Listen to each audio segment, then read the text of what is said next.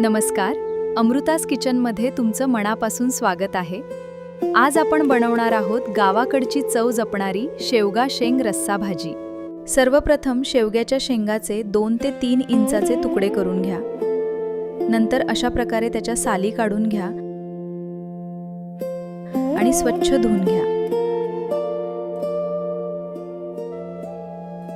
आता कढईमध्ये सुकं खोबरं, शेंगदाणे, धणे आणि जिरे मंद आचेवर छान भाजून घ्या. त्याच कढईमध्ये थोडं तेल घालून कांदा, लसूण आणि टोमॅटो मऊ होईपर्यंत परता.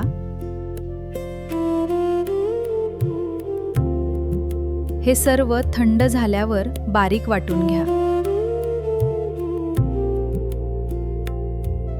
आता कढईत तेल गरम करून मोहरी आणि हळद घाला. आत्ता तयार वाटण घालून तेल सुटेपर्यंत छान परता.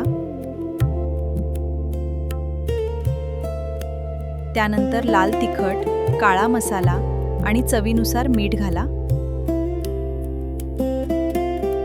आता शेवग्याच्या शेंगा घालून मसाल्यात 2 मिनिटं परता.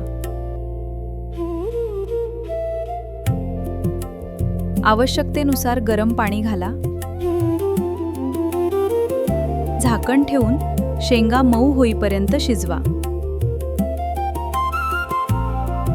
शेवटी वरून ताजी कोथिंबीर घाला. तयार आहे गरमागरम, खमंग आणि चविष्ट शेवग्याच्या शेंगाची रस्सा भाजी. रेसिपी आवडली असेल तर व्हिडिओला लाईक करा आणि अमृतास किचनला सबस्क्राईब करायला विसरू नका. धन्यवाद.